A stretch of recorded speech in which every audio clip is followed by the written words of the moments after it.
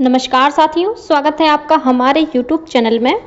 आप छत्तीसगढ़ की किस जगह से हमारे समाचार सुन रहे हैं, कृपया कमेंट बॉक्स में लिखकर हमें ज़रूर बताएं। साथ ही हमारे चैनल को सब्सक्राइब करना ना भूलें।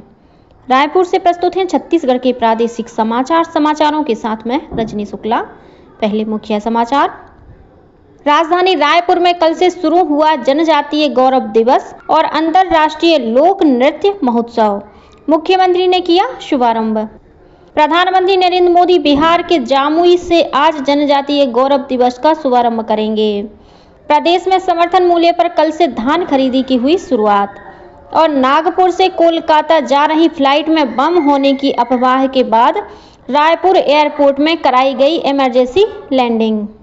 अब समाचार विस्तार से।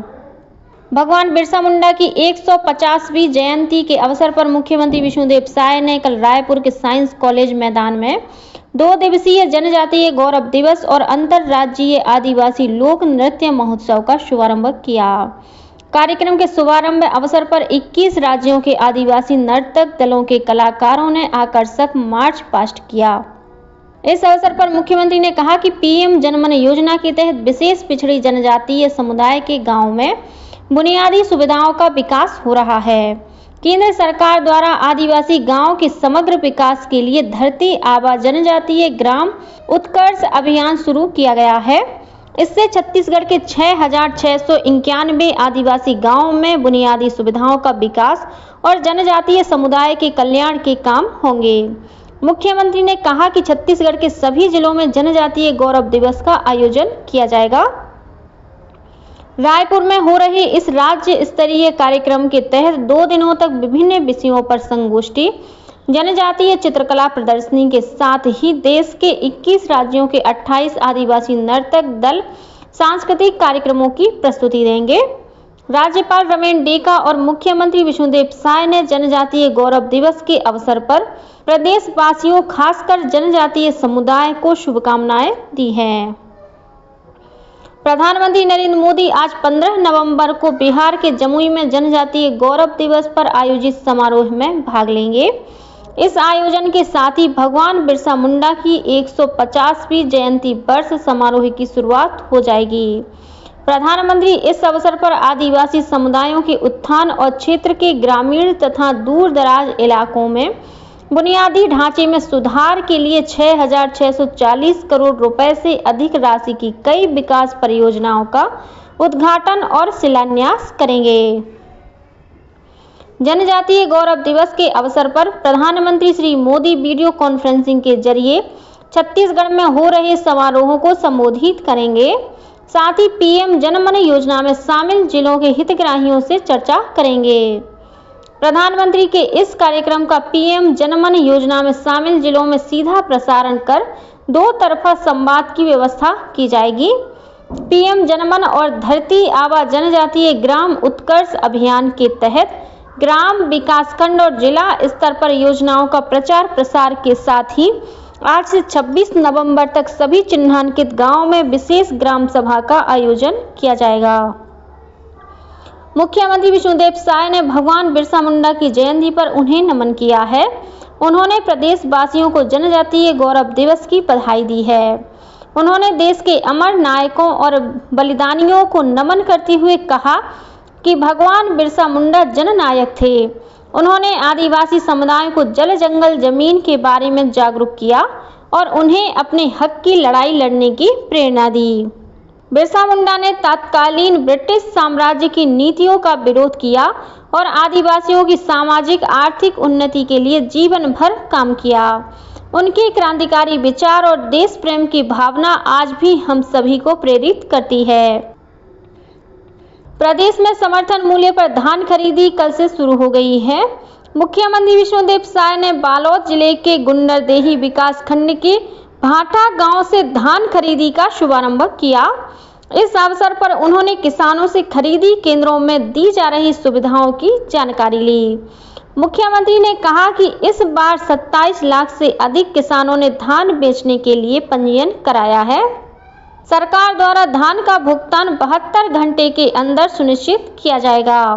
उन्होंने कहा कि 2700 से अधिक उपार्जन केंद्रों के माध्यम से धान खरीदी की जाएगी। धान खरीदी के लिए सभी उपार्जन केंद्रों में बायोमेट्रिक डिवाइस की व्यवस्था की गई है। धान खरीदी के पहले दिन खाद्य विभाग की अपर मुख्य सचिव ऋचा शर्मा रायपुर जिले के तहत अभनपुर के केंद्रीय और पिपरौद गांव के धान खरीदी केंद्र पहुंची। इस दौरान उन्होंने इलेक्ट्रॉनिक तराजू से धान खरीदने की प्रक्रिया और बायोमेट्रिक व्यवस्था का निरीक्षण किया। उन्होंने वरदानों की उपलब्धता की जानकारी भी ली। आज सिख धर्म के संस्थापक गुरु नानक देव की जयंती है। गुरु नानक देव की जयंती को गुरु पर्व और प्रकाश पर्व के रूप में उल्लास के साथ मनाया जाता है। गुरु नानक देव ने विश्व को प्रेम, एकता, समानता और भाईचारे का संदेश दिया है। गुरु नानक देव के उपदेश हम सभी को प्रेम और सद्भाव के साथ सेवा भाव से जीवन जीने के लिए प्रेरित करते हैं। आज कार्तिक पूर्णिमा का पर्व भी मनाया जा रहा है। कार्तिक पूर्णिमा के दिन पवित्र नदियों में स्नान कर दान पुण्य करने और भगवान शिव की आराधना करने की परंपरा है। इस दिन भगवान विष्णु की भी आराधना की जाती है। कार्तिक पूर्णिमा पर छत्तीसगढ़ में विभिन्न स्थानों में पवित्र नदियों और देवालयों के समीप मेला लगता है। रायपुर नगर दक्षिण विधानसभा उपचुनाव के लिए गुरुवार को मतदान संपन्न हुआ। रायपुर के जिला उप निर्वाचन अधिकारी उमाशंकर बंदे ने बताया कि मतदान के बाद सभी इलेक्ट्रॉनिक वोटिंग मशीनों को सेजबहार स्थित शासकीय इंजीनियरिंग कॉलेज में बनाए गए स्ट्रांग रूम में सील कर दिया गया है। स्ट्रांग रूम को मतगणना के दिन 23 नवंबर को खोला जाएगा। श्री बंदे ने बताया कि इस उपचुनाव में 50.50% लोगों ने वोट डाले हैं। मुख्यमंत्री विष्णुदेव साय ने कल शाम नवा रायपुर में आयोजित कार्यक्रम में राज्य की नई औद्योगिक विकास नीति 2024-30 का विमोचन किया। कार्यक्रम की अध्यक्षता उद्योग मंत्री लखनलाल देवांगन ने की। नई उद्योग नीति को उद्योग विभाग द्वारा संबंधित सभी हित पक्षों, औद्योगिक संगठन, औद्योगिक समूहों, संबंधित विभागों के साथ संवाद और विचार विमर्श कर तैयार किया गया है। नागपुर से कोलकाता जा रही इंडिगो की फ्लाइट में बम होने की सूचना मिलने के बाद कल विमान की रायपुर के स्वामी विवेकानंद एयरपोर्ट पर इमरजेंसी लैंडिंग कराई गई। इस विमान में 187 यात्री और करीब 6 क्रू मेंबर सवार थे। रायपुर में विमान के पहुंचने के बाद CISF और रायपुर पुलिस की टीम ने सभी यात्रियों को विमान से उतारकर पूरे विमान की तलाशी ली। इस तलाशी में विमान या किसी भी यात्री के सामान में कोई विस्फोटक नहीं मिला। बाद में विमान को कोलकाता के लिए रवाना कर दिया गया। पुलिस ने विमान में बम होने की गलत सूचना देने के आरोप में नागपुर के रहने वाले अनिमेश मंडल नाम के यात्री को गिरफ्तार किया है। बाद में आरोपी को न्यायालय में प्रस्तुत किया गया। बस्तर जिले के किलेपाल क्षेत्र में कल सुबह एम्बुलेंस और ट्रक के बीच हुई टक्कर में एम्बुलेंस सवार 2 मेडिकल स्टाफ की मौके पर ही मौत हो गई। वहीं 6 अन्य लोग घायल हो गए हैं। घायलों को इलाज के लिए डिमरापाल स्थित मेडिकल कॉलेज में भर्ती कराया गया है। मिली जानकारी के अनुसार यह एम्बुलेंस किरंदुल स्थित NMDC अस्पताल से एक मरीज को लेकर रायपुर मेडिकल कॉलेज आ रही थी। एम्बुलेंस में 8 लोग सवार थे। इसी दौरान कोडेनार थाना क्षेत्र के अंतर्गत यह हादसा हो गया।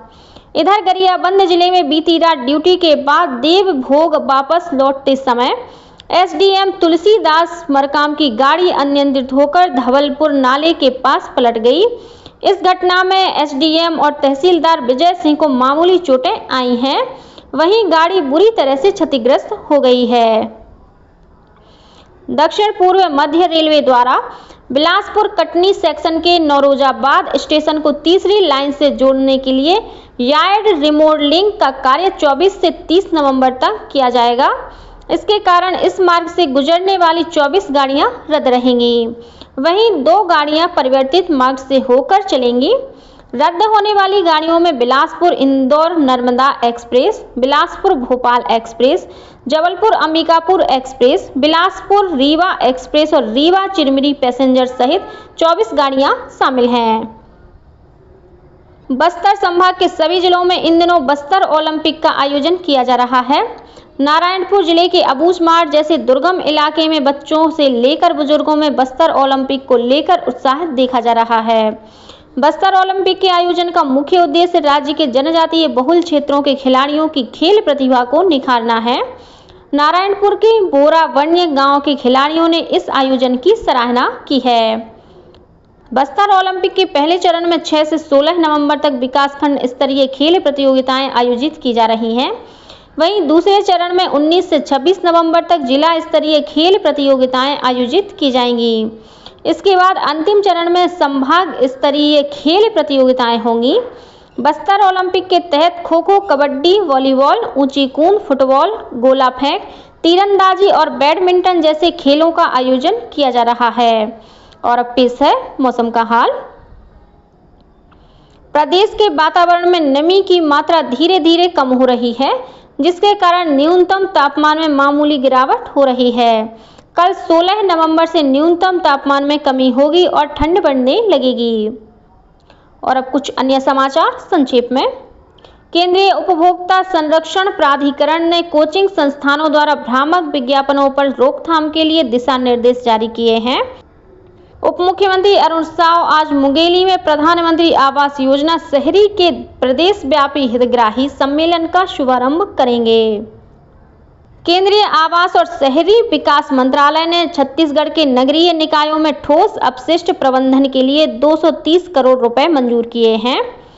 राष्ट्रीय प्रौद्योगिकी संस्थान NIT रायपुर में कल एक अत्याधुनिक इंडोर स्पोर्ट्स कॉम्प्लेक्स का उद्घाटन किया गया। राज्य सरकार ने 7 IAS अधिकारियों के प्रभार में फेरबदल किया है। संजीव कुमार झा को पाठ्य पुस्तक निगम के प्रबंध संचालक का अतिरिक्त प्रभार सौंपा गया है। पंडित जवाहरलाल नेहरू की जयंती के अवसर पर कल छत्तीसगढ़ विधानसभा में सचिव दिनेश शर्मा ने पंडित नेहरू के तैल चित्र पर पुष्पांजलि अर्पित कर उन्हें श्रद्धा सुमन अर्पित किया। बलौदाबाजार हिंसा मामले में रायपुर केंद्रीय जेल में बंद भिलाई विधायक देवेंद्र यादव की न्यायिक रिमांड अवधि 23 नवंबर तक बढ़ा दी गई है। प्रधान मुख्य वन संरक्षक और वन बल प्रमुख ने विभागीय समीक्षा के दौरान लापरवाही पाए जाने पर मोहिला वन मंडल में पदस्थ रेंजर हरि सूरज बली सिन्हा को निलंबित कर दिया है। बेमेतरा जिले में एंटी करप्शन ब्यूरो की टीम ने रिश्वत लेने के आरोप में SDM और एक नगर सैनिक को गिरफ्तार किया है। गीत बितान कला केंद्र की ओर से भिलाई के जयंती स्टेडियम में 17 नवंबर को शाम 6 बजे से संगीतमय प्रस्तुति का आयोजन किया जाएगा। और गोवा में आज से आयोजित होने जा रही एशियन थाई बॉक्सिंग चैंपियनशिप में छत्तीसगढ़ के 9 खिलाड़ी हिस्सा लेंगे। इसमें दंतेवाड़ा जिले के 5 खिलाड़ी भी शामिल होंगे। इसी के साथ छत्तीसगढ़ के समाचारों का ये बुलेटिन समाप्त हुआ। नमस्कार।